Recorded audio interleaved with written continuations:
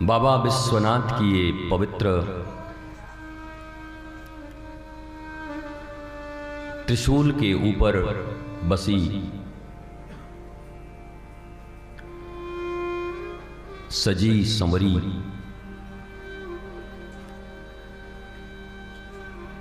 गोमुख से प्रवाहित हो रही भगीरथ के प्रयास से, मुरारी के चरणों से, शिव की जटाओं से प्रवाहित हो रही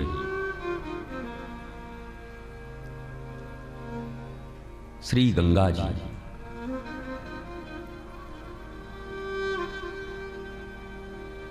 और अविरल रूप से काशी में भगवान के अत्यंत प्रिय ज्ञान रूप में प्रवाहित हो रही निरंतर काशी की ज्ञान गंगा, कथा रूपी गंगा, मोक्ष की भूमि, मृत्यु के बाद नहीं, मृत्यु के पहले है। ये भी कोई स्थान है जहां मरने के बाद आओ और मुक्ति पाओ। काशी और वाराणसी की तो वो मस्ती है कि इसकी मस्ती की बातें पूरी दुनिया में, जगत में चहुं ओर बनारस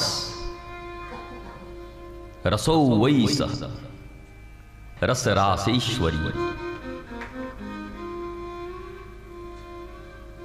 यहां रस बनाने की फिक्र नहीं करनी है।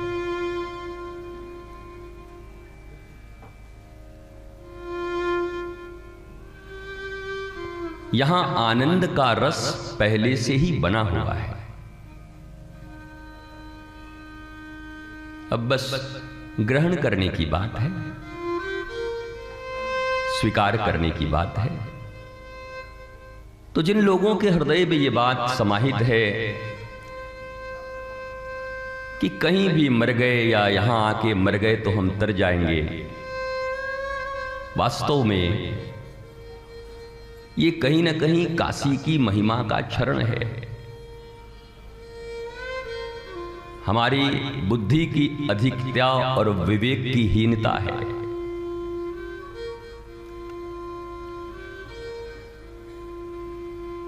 बुद्धि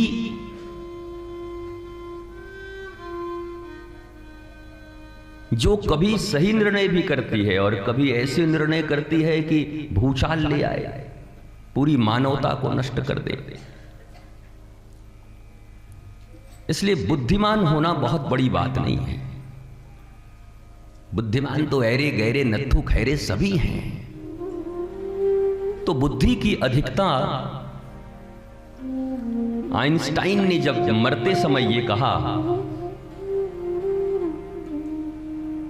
कि पुनर्जन्म होता है और कोई ईश्वर है तो मुझे ये वरदान दे दो कि दोबारा आइंस्टाइन की तरह मुझे बुद्धि न दे।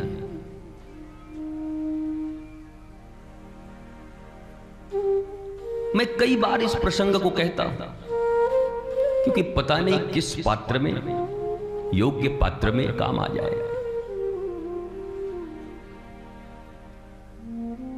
करत करत अभ्यास जड़बती होत सुजान, रसरी आवत जात सिल पर परत निशान।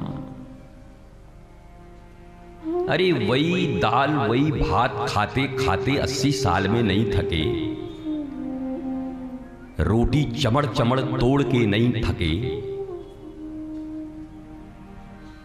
तो ज्ञान की वो वाणी जिसके कारण तुम जीवन मुक्त हो सकते हो, उसे एक बार दो बार सुन के ज्ञानी नाम अग्रगण्यम के पिता बनने का प्रयास क्यों करते हो? बार बार ये जानने की जरूरत इसलिए है कि चहुं ओर कहीं कोई बुद्धिमान व्यक्ति मिल गया या कोई बालक होता है तो आदमी कहता है इनका बेटा आइंस्टाइन के जैसा बुद्धिमान, आइंस्टाइन बनेगा। या व्यंग भी करते हैं, आइंस्टाइन बनोगे क्या? चलो, मतलब वहां तक नहीं पहुंच पाओगे। और वो आइंस्टाइन रो रहा है मरते समय कि सब देना पर बुद्धि मत देना इतनी, क्योंकि मैं उलझ गया। इस जगत से जब मैं विदा हो रहा हूं तो सेटिस्फाई नहीं हूं, मैं संतुष्ट नहीं हूं, बड़ी विचलित हूं, व्यग्रता है मेरे जीवन में।